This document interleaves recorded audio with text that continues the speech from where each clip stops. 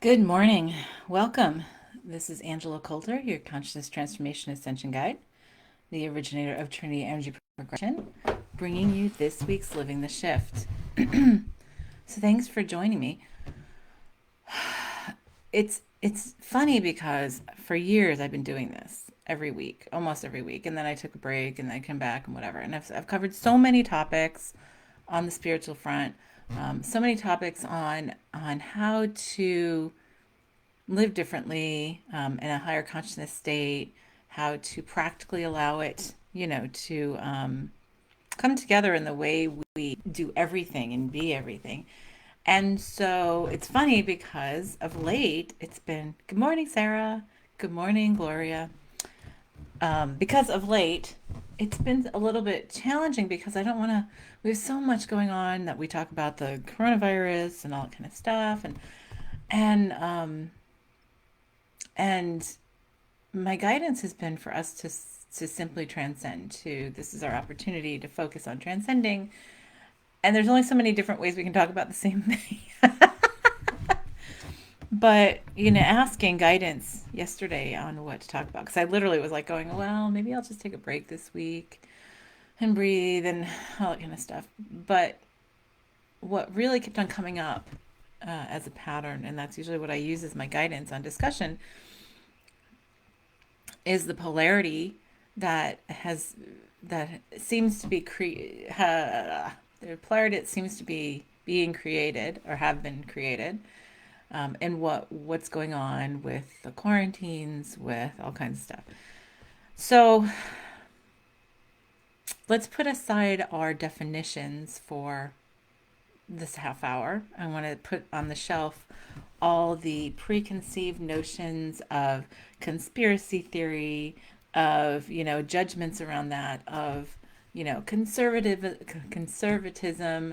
to liberalism, libertarianism to, I forgot what the other word is that they're using. Uh, hmm, hmm, Anyway, let's just put it all on the shelf because at the end of the day, we're all part of the same consciousness. And we're all in this regardless of what it looks like in our individual situations. We are here to do this together.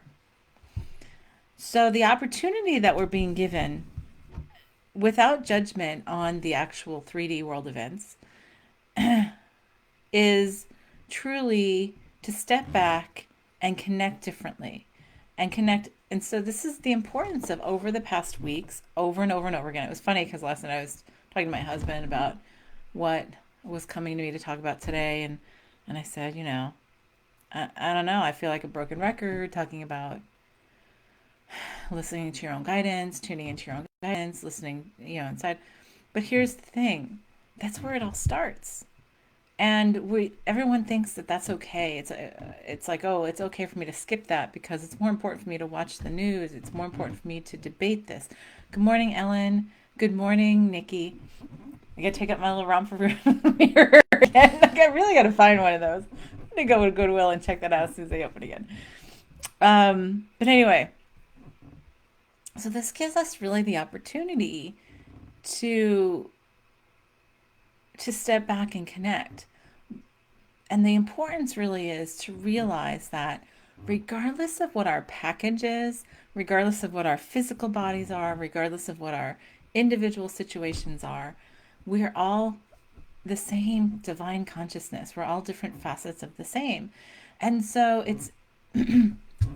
we've gotten so lost in the habit of the 3D separation that we judge, we define. That's all ego stuff. We judge and define based on what we see and what we're taught is good and bad, what we believe is good and bad, what we've come to believe is good and bad. And it's all based on personal experience, which is all an exclusionary kind of decision, right? And so what's happening with all of this, like I said, regardless of 3D world events, regardless of the judgment of all of it, or any of it, or each other, it's for us to step. Good morning, Nicole. It's for us to step back and turn inside, first of all, and get come to a place of peace within ourselves, which is the most challenging part because we have so many right now, so many worried, um, fearful, right? Worried about a bajillion things, right? So when we get into the ego and we get stuck in 3D, we get worried about getting sick. We are worried about losing, our income, losing our house, losing our livelihood, losing, being more in lack of all different kinds. And then there's also other layers that we don't really acknowledge. Losing the love of people we value, their opinion, whose opinion we value, um, losing the respect or whatever. So then we make decisions based on that and things that we do and what we follow and all kind of stuff. So the key is this: we make decisions in the 3D based on our individual experience. And that's part of the beauty of what we created in the whole 3D. And not just 3D, and the separation of this multiverse. So when we look at things and judge them as good or bad, that's exclusionary and it's duality based. And so it's funny because we want to say, okay, I don't believe in duality, but then, this is terrible, or these people are doing this and I can't believe they're doing this, right? That's judgment that goes right back into duality. And these are really deeply ingrained habits. So we have this breath still. So we're starting to ease back to connecting, like in the world or in the physical world, right? But many of us are still very, very separated in many ways. So what's so important is for us to really focus on that inner reflection, and not only the inner reflection, but going in to go out, right? Going into the inner reflection to connect to the all, to realize that you're connected to the all, that every single individual is connected to the all. As heinous as somebody, we might judge somebody, right? Um, and this gets really bipolar in politics and everything else. What I find is really interesting is how we're starting with the premise of coming together, of the importance of our individual rights and our individual things, and then we're just jumping from that to political platforms that are that have been in place for a long time but don't really fit any definition anymore, because we believe as a general society that either you're this or that, you're conservative or you're liberal, and if you're conservative, this is what that is, and this, if you're liberal, this is what that is, and you must fall into one of these, right? Because so what's interesting is I've always been, so when it comes to political, I don't want to talk a lot about politics because this is all inclusive on so many things, but I've been unaffiliated for pretty much my entire adult life, and because I don't feel like I need to swear allegiance to any particular definition. That's just me. I think that's the Aquarian nature, but also consciousness nature. And so I find that people are getting caught behind the veil of what they define themselves at, to join in this bipolar fight, and instead of realizing that it's not for us to fight each other, it's for us to actually realize our sameness. Because if we look at this of, okay, I have beliefs and understandings of um, the, and I don't want to go into the judgment. I said we put that all on the shelf, but I'm just personally. So I have certain understandings and beliefs that would cause me to say, you know, yeah, this has been a vast overreaction, and there are things for us to do internally, and it's time for us to move forward. And to do that is for us to actually, go out and create a world again, right? And that has actually been taken on by, say, a political platform that's completely opposite of what I tend to have as my personal views.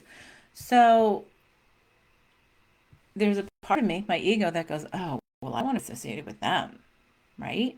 Judgment. We all do it. No matter how conscious we are, we're still here in the body, right? And then it's like, well, wait a second, though. I'm in this space and I am just going to commit to being in this space, and I'm not going to define myself with it. And I'm not going to let somebody else define me by it either.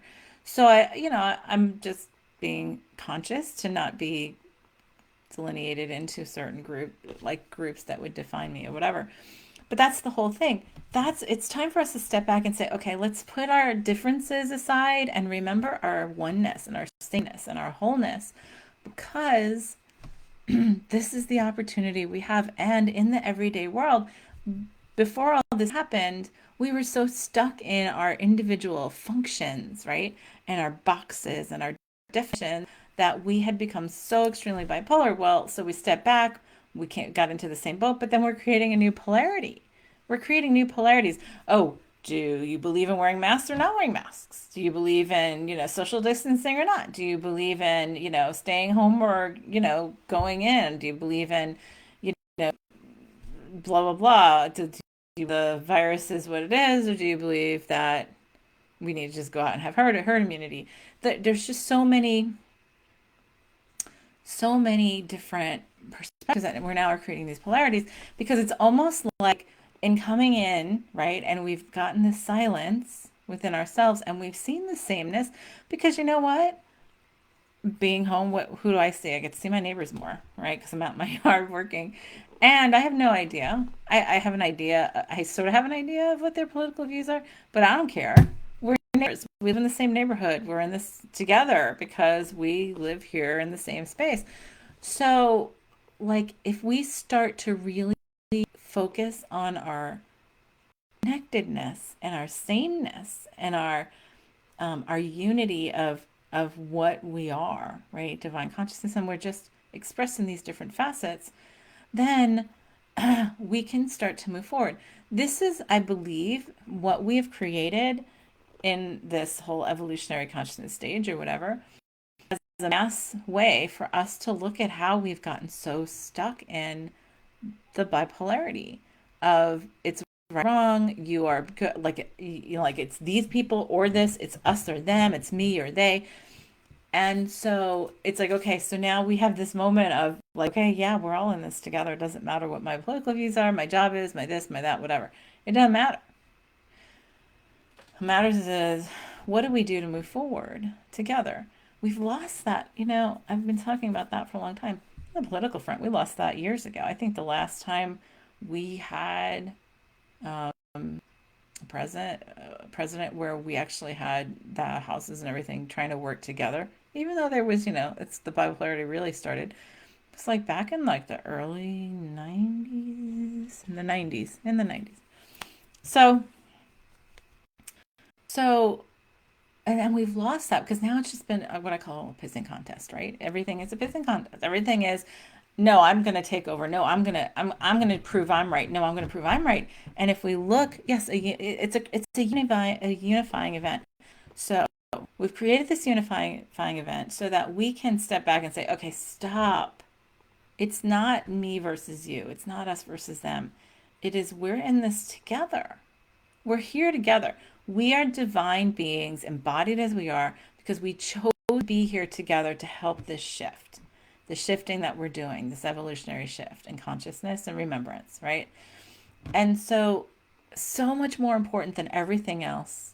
And of course, that is a hierarchy, but what's important in the bigger picture? How's that? In the biggest picture, what's important is that we remember that connection, and that we let these differences of experience and individual um, journeys, like yes, they're very important in their own completion, but we also realize in each journey is its perfection, and that in honoring that, we honor each other and we honor ourselves to say we are the symphony, because without you as a note, the whole symphony wouldn't play. It doesn't matter if I'm sitting in a symphony and I say, "Oh, well, I just don't like the bassoon. I wish we just didn't have the bassoon." And you take the bassoon out, well, then something's sort of missing from the score. So that's all personal preference, right? And that's that's the opportunity for us to go. So right now, like, we're sitting here going, "Oh no, the violins are better. Oh no, the flutes are better. Oh no, the trumpets are better." No, we're all part of the same symphony. And I always come back to this analogy, because it's something for us to really grasp. And we created this unified event. Thank you, Sarah. To to allow us to remember that symphony, right? Um, without it being catastrophic. Now, some people would argue that it is catastrophic. Um, I would say it is not. It is catalytic. There's a very big difference. Catastrophic implies judgment, right? So we put all judgment on the shelf at the beginning. This half hour.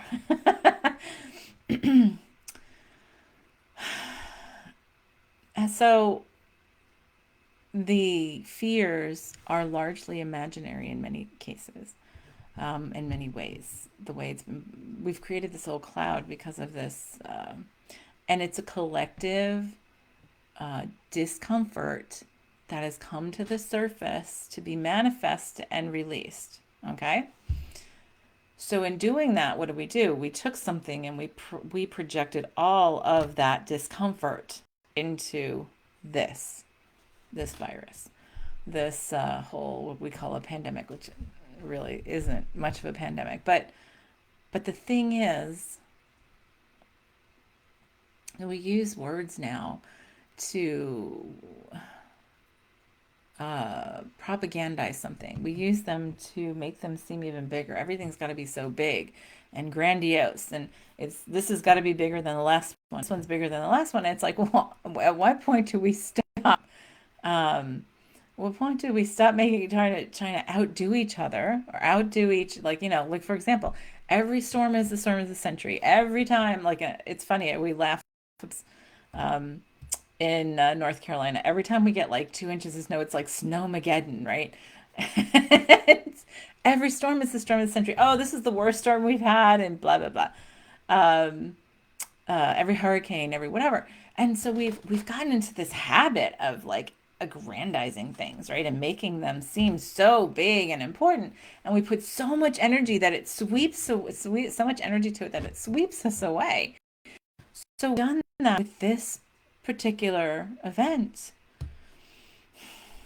And so what's really beautiful right now is that space between breaths. So we step back, we've been able to take a breath. Okay. And so the first wave, fear, the second wave, anger, right? That is all judgment incorporated into all of that. And we're in this breath before we go out and go forward. So our choices, what are we going to give energy to in that next breath, right? Are we going to give energy to coming together? And how do we do this together? How do we do this differently? How do we do this connected? There are beautiful, amazing, great things that have been going on through this, which is, for example, I have a park right behind my house. So I've had the wonderful fortune of being here. We just moved here and having 4.5 miles of trail that I can walk in on any given day, which I do on most with my husband. And the beautiful thing has been through this amazing spring that we've had here, I see so many families out. I see kids out playing together again, like for hours. Like I'll like go around, come back and see the kids there, like all that kind of stuff. And so we're starting to connect differently without our faces, our phones all the time. I still see people there, but that's okay. But I still see, like, I've noticed in the past couple of weeks that so my husband and I do the walk, at least half of it, if not the whole thing, almost every day, right? So we see a lot of the same people, we see different people. What I have noticed in the past several weeks is that many of us are just like saying hello and even saying like a nice comment to each other as we pass on the greenway, on the walkway. And that's important, like to start connecting, looking each other's eyes.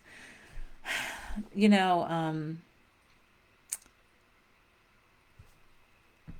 what are I don't want to say danger. What we are on the verge of is severing ourselves even more. So here's the thing: in making ourselves stay home and stay separated, we've had the opportunity to come into peace and centeredness within ourselves, and then connect from within to all around us, which then changes our connection in the way we connect with people. So then we're more likely to connect with them.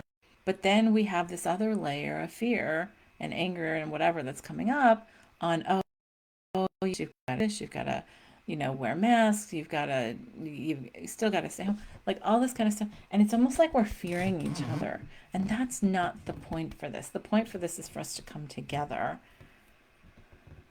and say, I honor my journey and I honor yours. And I'm here in this space of love when you're ready to be in this space of love with me. And that's great. And if not, I can hold that space of love with you, even if you're not consciously there. That's like those of us who came here to do what we call spiritual work or have a spiritual calling and whatever. There's so many different words and definitions, whatever, that I'm trying to stay away from. But those of us who are called to, right, can just, and have the bandwidth and commitment to, right? We can commit ourselves to holding that space of love even through everyone, even if everyone around us is panicking. So, and I found that for many that I know, and I haven't been in fear at all through any of it. And so I'm open to whatever I'm guided. I'm guided to go for a walk with somebody who doesn't love me, then I go for a walk with somebody who doesn't love me. If I have a conversation with somebody at a store or whatever, I'm guided to go to the store. And it's not, like we have like, and that the bipolarity that's coming up is, oh, well, if this person goes out or if they go out without whatever, then they're selfish and they don't care about your health. And it's like, well, that's really not the case. This is like us creating that bipolarity and the need for right or wrong and who's right and who's wrong. And how about all just right for what we are and where we are? And if we choose and commit to be in a place of love and to come together, then nobody can really tell us what to do. Then we can just simply know what is going to be the guidance in that moment. And it's become very unheard of, it's uncontrollable. And like I said, I'm keeping stuff on the shelf. But if we continue to allow others to tell us what to do, what to do or not do or whatever, if we allow others to convince us that somebody else is bad because they're not doing what we're doing, then we are simply laying the ground for creating another event to push us back to this place with the next opportunity to unify. So I, as knowing in the spiritual context that as we come back to different the same point, if we don't get the lesson that we just to do, it gets bigger and bigger and bigger, even at the collective level. And if we're at such a big collective level now, I just would prefer to say we get the lesson now instead of have to go to the next level of the reminder. So, so what do we do to come together? Put those judgments on the shelf. That's number one. Commit to coming from a place of love. And that sounds really mushy and whatever. But the thing is, if we come from a place of, especially self-love and acceptance, right, of myself, then I can accept others so much more easily, right? And so when we do that, we start using words like this is my understanding, right? And I honor your journey as much as I honor mine. So I'm just saying, or and it's then you're like, my goal is like if guidance tells me to say post something or to talk about something, then I do. And if guidance says that it's not going to be relevant, that it's an ego-based thing, then I don't. And that's the check-in for all of us right now, because we're sort of lost we've lost our filter of that, right? In many consciousness circles and stuff. It's like, okay, step back, breathe, and ask your guidance, is it for me to, or is it for me to be this now? I'm going to be surprised, because when you step beyond the ego, and the ego is the one who said, oh, you should do this, or you shouldn't do this, or you have to show people or tell them, that's all ego. If we step back and commit to this, it's so much easier to connect. It's such a breath of relief to accept each other where we are and as we are. Because then we don't have expectations and then we don't have conditions, right? Think about all that. When we just accept each other as we are, right? And the people who I have who are my best friends are people it's like I love them for who they are. And I believe they love me for who I am. And so it's a matter of okay, we might not agree on everything. Okay. We won't agree on everything because we have individual journeys. And so it is what it is. And so yeah, whenever that disagreement comes in or whatever, we're used to having disagreements. And then that's an ego thing, right? Because it says disagreement is, well, I'm right and you're wrong. Or we could just, well, not disagreement, a debate becomes I'm right and you're wrong. And I have to prove myself as right and you're wrong. And what I see going on all over social media, all over media, period. And who's right and who's wrong? If you look at the stuff we put on the shelf at the beginning of this half hour, like all those judgments on whether, it's supposed to wear a mask, you're not supposed to wear a mask, you should stay home, you shouldn't stay home, like all those things and these like movements to prove both sides are right. And there is an equal amount of evidence and vilifying stuff on both sides. So what are you going to do when you have equal amount of weight of stuff on both sides? Because you can give just as much of an argument on one side as you can for the other, and you can give just as much of an argument against one side as the other of all of this stuff. If you really step back, because many people they just see what they want and like what they agree with, and then they want to shut out the rest of the stuff. The key is to look at the stuff you don't agree with, to look at the sources, valid that whether they're coming from like where they're getting their information or their guidance, right? And then to say, oh, well, yeah, that's a good point here too. We don't tend to do that because the ego says, oh no, I have to prove myself right. I have to prove myself right. They're wrong. They're wrong. They're wrong. I'm going to find everything I can do to prove them wrong. And if we stop doing that and said, wait a second, there's just as much evidence on this side as there is on this side. There's just as much evidence against this side as there is on this side. So what does that mean? Really, that means that it's very subjective depending on the eyes that are looking at it, depending on the journey that's experiencing it. And so that takes away the weight of what's right or what's wrong because there's no clear answer outside of ourselves. The clear answer comes from inside. And the way for us to do that, and it's so funny. So many people I talk to, they're like, yeah, I know, I need to meditate, I need to do self work. And not just meditate, not just, well, the first step is really clearing all the chatter. I have a great client, a friend of mine that I have known for a long time, and I have worked with her on meditating, and we've done sessions through the years, off and on, and everything else. And every time, and there's not just one person, there's many people I've had this experience with, every time they commit themselves to regular meditation and quieting that chatter in some way, shape, or form, consciously. That's even before conscious creation, beyond that, right? That's just quieting the chatter. Every single time somebody does that I work with, their lives fall into place. Everything flows smoothly in a way that they had no idea what happened, right? And then they can let go, and then they relax, and then what happens? They stop meditating. It's like, yeah, they stop meditating, and then everything starts getting crazy again, and it gets.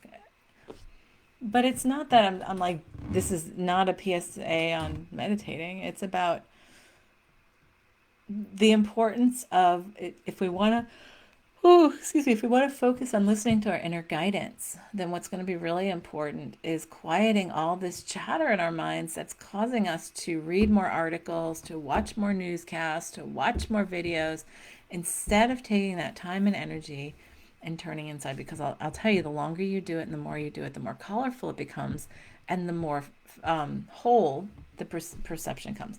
Now, I have people who say, oh, well, I only, I don't see anything, whatever. I'm like, yes, except that you will get these insights and understandings and they'll just start to come in, right? Like I had somebody, once I used to laugh every time I would work with her, she would come to me and be like, okay, well, I was meditating, I've been meditating every day and and I've been doing these exercises that you've been giving me, and I don't really get anything like while I'm doing it.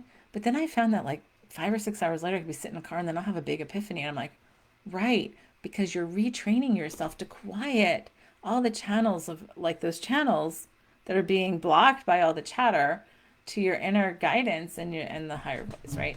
So when we do that, we can come from a space of love much more easily. And the point is that I bring this up, and it's like I said, I feel like a broken record because I'm talking about this every week. It's some in in some way, shape, or form.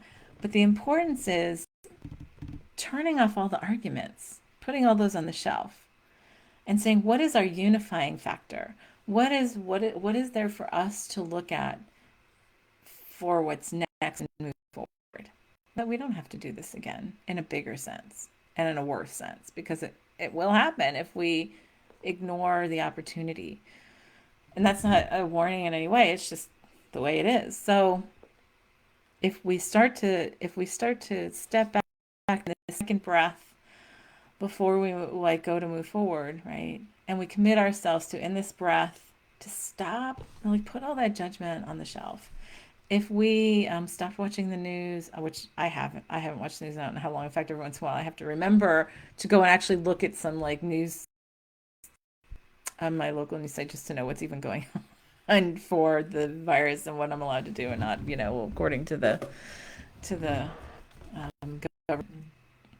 But when we, um, we stop watching the news, we stop, getting lost in these arguments as to who's wrong or who's right. I know somebody who spends this inordinate amount of time dedicating themselves to like looking at models and developing statistical models of probability. And I'm just like, wow, and it's still probability. But the thing is, now look at all of this time and energy you've put into the models themselves instead of how about your own well-being, right? How can I do my experience as me better in a way that I am centered, right? I am happy, I am at peace, I am clear. And by the way, all of the physical manifestation of that becomes health, um, a strong immune system, all that other kind of stuff. And then all like that does not even come into our purview anymore. And then we just exist in a vibration where you can have all kinds of stuff, which we already do. And we just say, oh, yeah, okay, whatever. Hey, and just go right by it, right through it. So that's for this week. This week is for you to, and all of us to put this stuff on the shelf. What if we just kept it all on the shelf for an entire week instead of just this half hour? What if we said, all right, a day first? I'm going to not judge somebody today. I'm not going to look at like my friend on this feed because they're posting about stuff that's the opposite of what I believe. I'm not going to say, oh, I can't believe that they're doing this. That's a judgment. Instead, saying, I'm going to everybody, specifically everyone that I disagree with, I am going to connect with them in a space of unconditional love for us to just connect. Doesn't have to talk, you don't have to talk or whatever. You can just connect with your heart and purposely do that. And instead of judging them, share love with them energetically out there. What if we started doing that? And every time that judgment started to come, we put it on the shelf. We instead changed that habit and said, I'm going to love you. I love you. What'll happen is eventually it starts, and I've done this consciously with some people I know that are in my life over the past years. And one of the most negative people I know, I just did in a place of love. And they used to think that I was judging them, and I wasn't. I just be like, okay, I'm just accepting what you're saying, and I'm not arguing because wasn't arguing, even though I didn't necessarily agree. And then eventually, and I would find different topics for us to find a place to agree on, like some other things to talk about where we agree, where we could connect, where we see our sameness and our wholeness and our connectedness. When we do that with each other, it becomes so much more productive because then we're in it together instead of against each other. And the more we do that, the more we stop a conversation when it's me against you and we say, what is that both of us can connect on? Where's the place where we meet? Then we can find it easier to then move forward. And that changes the energy of our interactions with everyone. So pay attention to that this week. Step back and look at when you want to judge somebody. If you want to roll your eye, whatever. And if you step back and say, okay, all right, you know what? Instead, I'm going to send love to this person. I'm going to share love with this person. I'm going to encompass them in a lovely bubble of unconditional love with them, even if we don't talk or whatever. And I'm not going to debate them. I'm just going to go ahead and strong in where I am, and speak without implying judgment on others. If we commit ourselves to that, huge step forward. So, on that, I'm going to bid you farewell for the week. Have a great one. We'll see you next time. This is Angela Coulter with Living the Shift.